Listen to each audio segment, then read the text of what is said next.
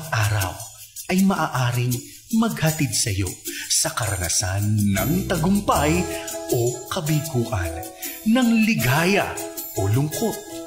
Kaya marapat lamang na iyong kilalanin at tanggapin si Hesukristo bilang tagapagligtas at Panginoon ng iyong buhay at mangyaring pagyamanin at panariwain ang kanyang katapatan sa pakikipagniig at pakikinig sa kanya bawat araw o day by day. Ang day by day ay naglalayong umalalay sa pang-araw-araw na pamumuhay Kristiyano. Halina't mapagpala sa mensaheng hatid ng day by day. Narito po ang ikalawang bahagi ng mensahe ni Pastor Ed Lapiz na pinamagatang Usapang Babae. Siguro niya, nahihilo ako, gusto ko kumain ng kamatsiling dilaw o pula o berde. Hanap naman si Abraham. Alam niya naman siyempre, pang magiging tatay, talagang nakakaganyan. Kahit sino yung nanay. Kaya pinag-iingatan dapat kung sino binubuntis eh. So nagkagulo. So maaring he was encouraging this mommy to be na mag-inarte at Sarah's expense. At 85% naman talaga ng arte ng buntis ay arte, di ba? Eh lalo na't nabibili, pinagbibigyan naman, dumadami ang arte. Which is entitled naman yung babae who is biologically undergoing great changes. So, bakit umabuso itong si Hagar? At bakit sinisisi ni Sarai sa Abraham? Kasi nasa pagdadala naman ng lalaki kung magtataray ang number 2 sa number 1. Lalo ngayong mga panahon na ito, maraming number 2 kay titibay ng sikmura. Sila pa ang matatapang, sila nanunugod. Pinapayagan kasi yan ng lalaki. Kundi pinapayagan yun, di yun mangyayari. Pinapayagan. So alam na alam ni Sarai, ikaw ang may kasalanan nito, kaya nakakaganyan yan. Lumalagay siya sa hindi niya lugar. Ni-usurp niya ang aking position as lady of the house. Kasalanan mo kasi ni-spoil mo. Pero nag-backfire. Yung selfish plan ni number 1 na gamitin yung thy womb ng kanyang katulong. Genesis 16:6, Abram said, "All right, she's your slave and you can do whatever you want with her." You see? Pag nagreklamo ka, hindi ka tumigil, ang kakakatsang sa asawa mo, sasabihin ng lalaki, sige, bahala ka na. At yun ang nangyari. Again, we observe her a very dynamic morality. Matapos nilang abusuhin itong babaeng ito, na wala naman choice kasi slave siya, kaya lang, nag-abuso rin siya nung nagkaroon na siya ng chance. Ngayon naman, sabi ni Abraham, sige, gawin mo kung anong gusto mo. Total, ikaw naman ang amon yan. Very dynamic ang morality ng mga taong ito. Hindi yung, masama yung gagawin mo, blah, blah, blah. So Genesis 16:6, but Sarai began treating Hagar so harshly that she finally ran away. So sobra ngayong nabaligtad dahil may lisensya na ni Sir. Inapi-api-api na ngayon itong si number 1, si number 2. Hindi na nakatiis si number 2 kahit pa nga siya ay nagdadalang tao, naglayas. The passive man, like Adam and Abraham, create an atmosphere for women's abuse. And also, women's achievements. Marami mga babae sobrang nakaka-achieve kasi passive nga yung husband. Pero pag passive din ang husband, pwedeng maraming ginagawa ring mali ang babaeng hindi na itutuwid. Genesis 16:7-8, Hagar stopped to rest at a spring in the desert on the road to shore. While she was there, the angel of the Lord came to her and asked, Hagar, where have you come from and where are you going? Disyerto ang paligid. Kung uuwi si Hagar sa kanyang inang bayan na Egypt, tatawid siya ng lifeless, harsh, unforgiving desert. Pero minabuti niya yung gawin yon, nagdadalang tao pa naman, kesa manatili sa bahay ni Sarai. Ang bahay kasi pagka hindi masarap tirhan, lalo't merong alitan, may gulo, talagang lalayasan at lalayasan. O pag umalis ka, ayaw mo muna umuwi. Mamaya na, pwedeng hindi pa umuwi. Itong si Hagar naglayas. Pero sabi sa kanya ng angel of the Lord, which sometimes is used in the Bible for the Lord Himself. Sometimes an angel or a messenger, but sometimes the Lord Himself, the same terminology is used. Sabi niya, saan ka galing at saan ka pupunta? Hindi lang nagtatanong ng direksyon yung angel of the Lord. Pinapamukha niya kay Hagar the folly of what she was doing. Galing ka sa bahay, may bubong, may dingding, may pagkain, may inumin, nasan ka ngayon, nasa desert, matatawid mo ba yan? Mamamatay ka, pati ang iyong anak. So by that statement, sinasabi ng angel of the Lord that you came from life, now you are headed for death. You are jumping from the frying pan to the fire. It's not a good decision that you are making. In Genesis 16, 8-9, she answered, I'm running away from Sarai, my owner. The angel said, go back to Sarai and be her slave. Bumalik ka, mas makakabuti sa iyong slave kaysa patay. At may sinasabi rin dito ang angel of the Lord, lumagay ka sa lugar mo. Umalis ka kasi sa lugar mo, slave ka, nag-aasta ka, ikaw yung senyora doon, kaya nagkaganyan, kaya nagkagulo. Bumalik ka sa tama mong kalagyan. And informally and indirectly, the angel of the Lord was telling her, don't forget the good plan when things become difficult. Stay on track.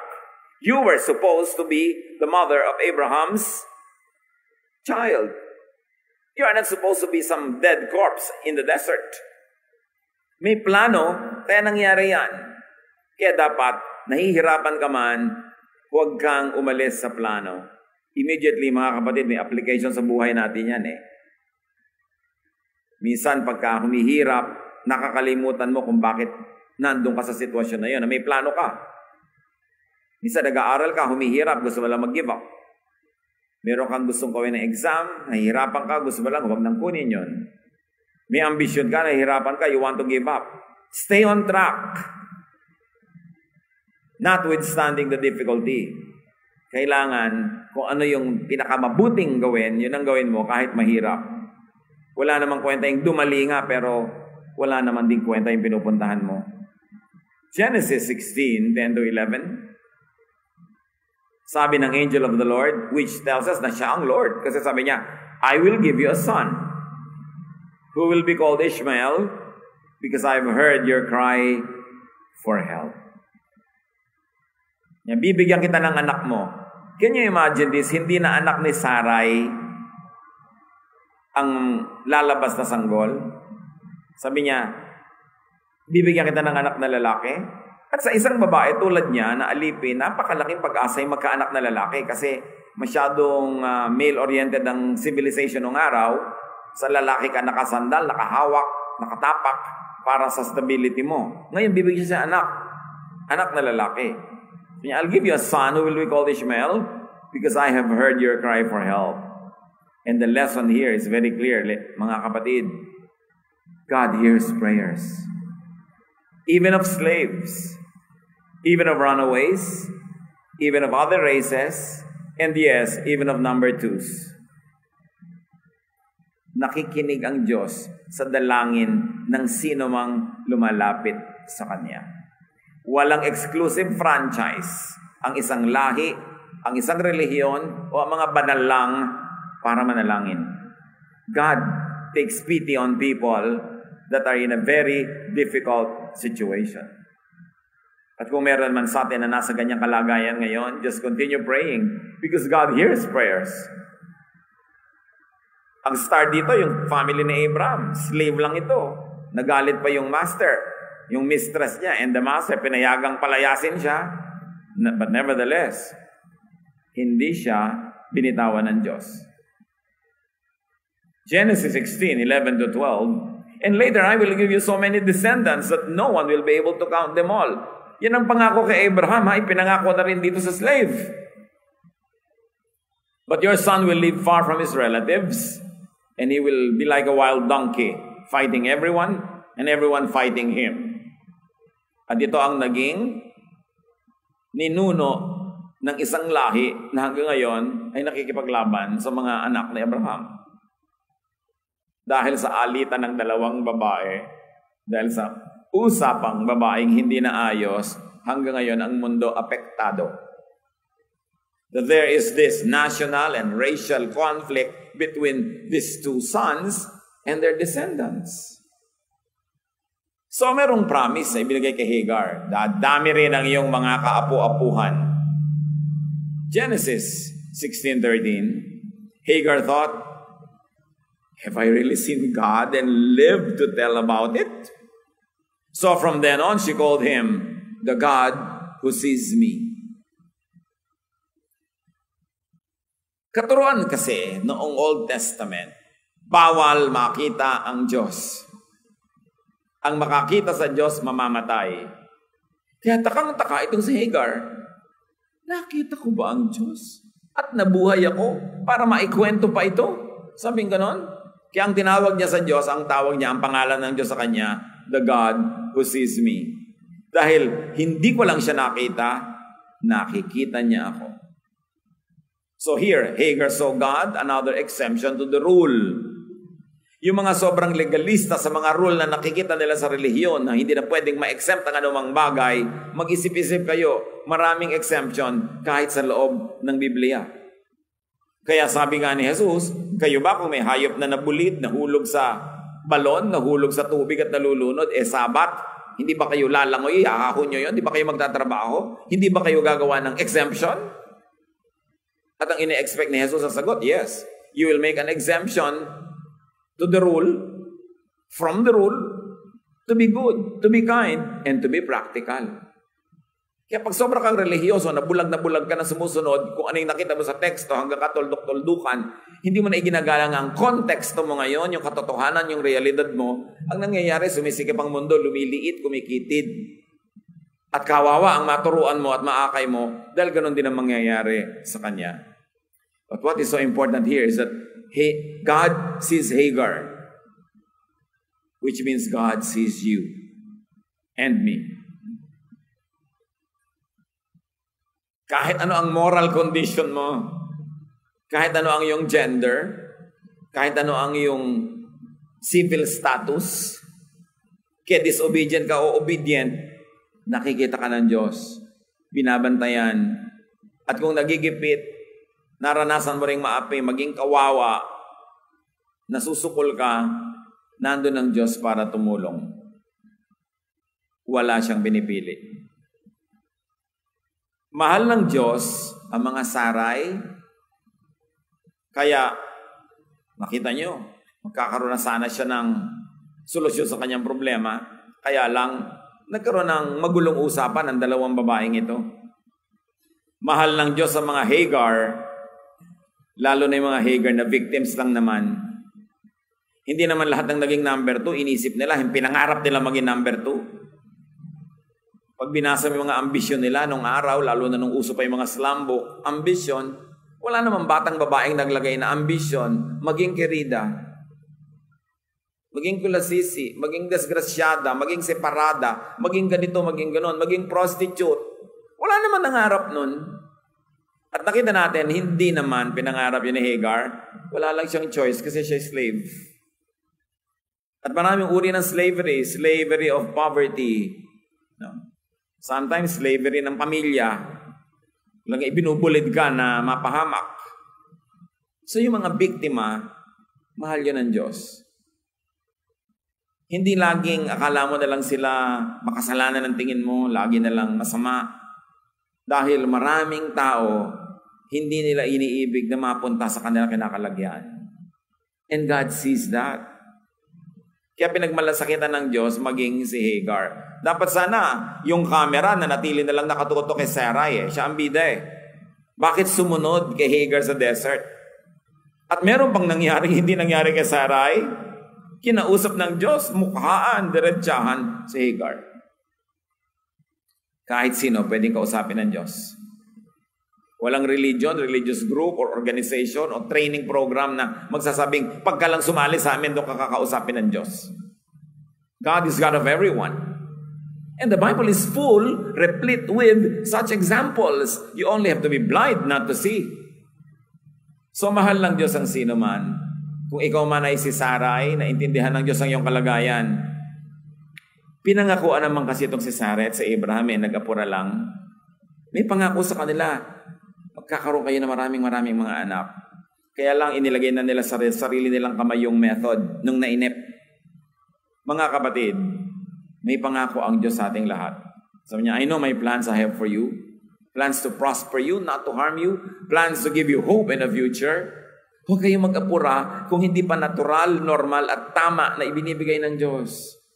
Huwag kayong humiram ng mga pamamaraan, mga methods and tools from Satan just to be able to do what you want.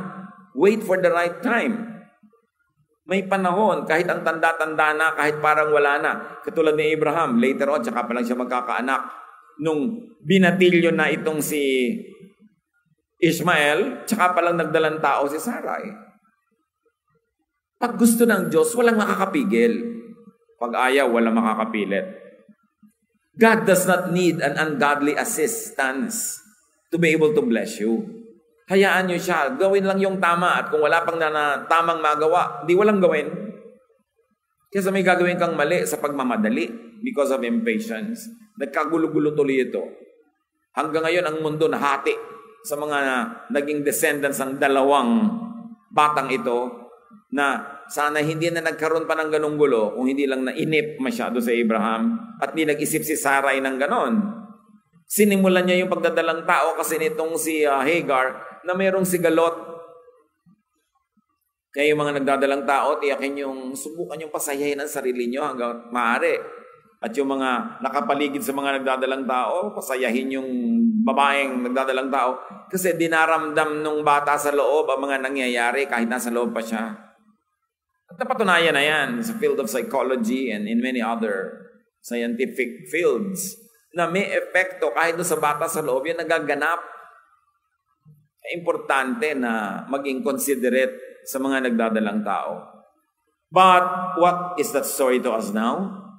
Stick to God's plan. Stick to God's ways. Stick to God's promises.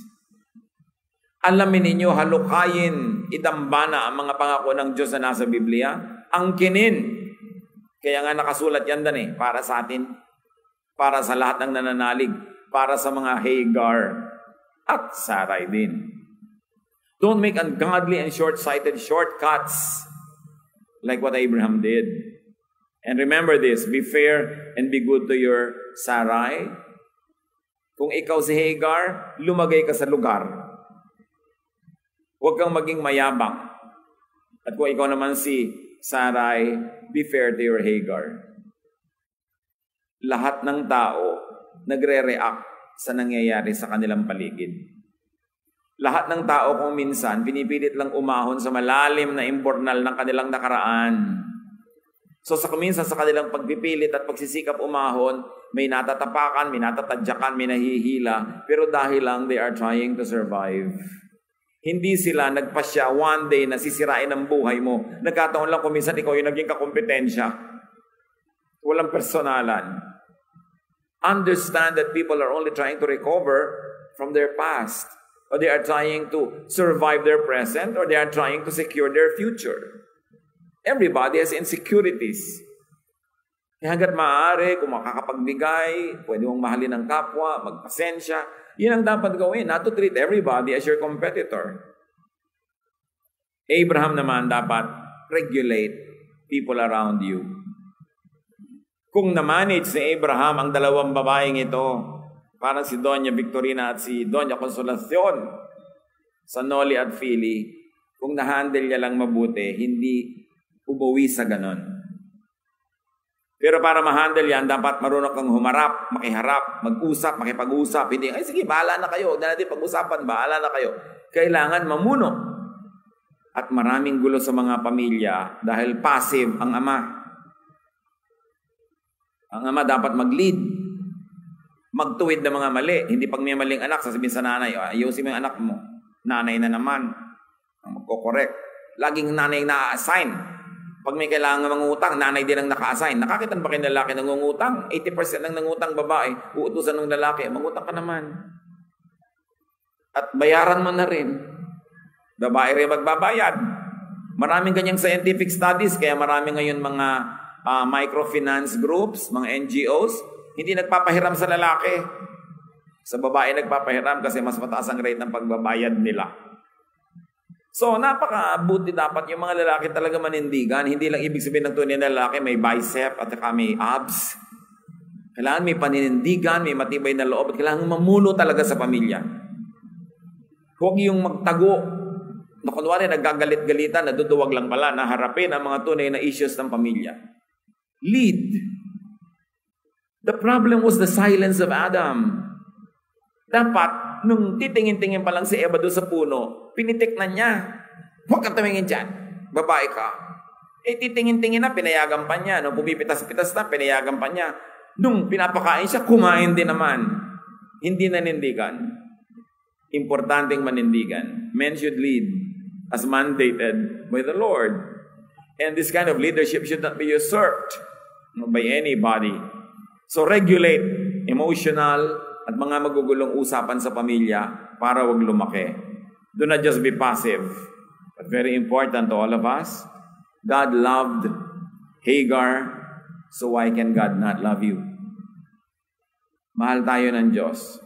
At kung tayo nalagay sa isang kalagayan ni Hagar na nakapang-agaw, umabuso, nagkamali, mahal pa rin tayo ng Diyos. Don't self-destruct. Talagang halos nagpapakamatay na siya para pumunta doon sa desert eh. Don't do that. There's always hope. You can always improve your situation because God sees you. And God loves you. Learn this very important truth. Si Hagar, baliwalang slave, kinausap ng Diyos directly. And I have no doubt that God speaks to each one of us. Especially in our moments of trouble and weakness. Just listen and heed God's call. Sabi niya, umuwi ka, bumalik ka, lumagay ka sa lugar, doon ka, at meron akong plano para sa iyo. Kung mali ang kalalagyan natin, huwag nyo nang maliin pa.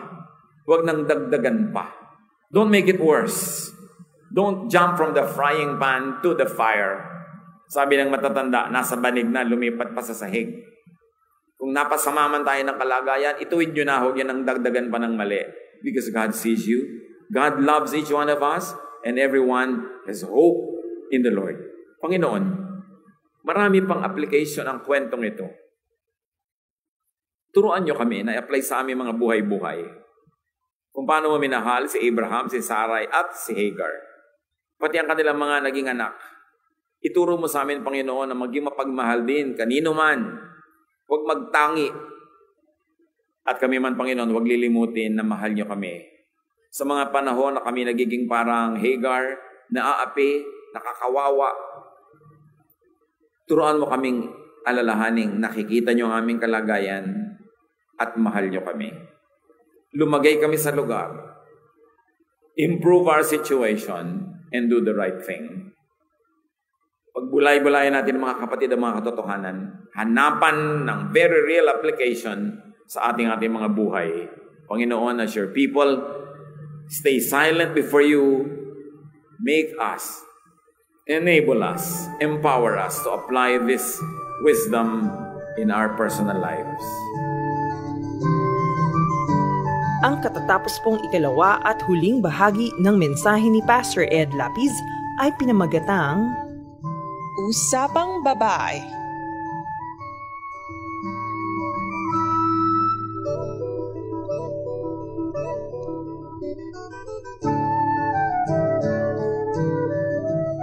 Iyong napakinggan ang Day by Day.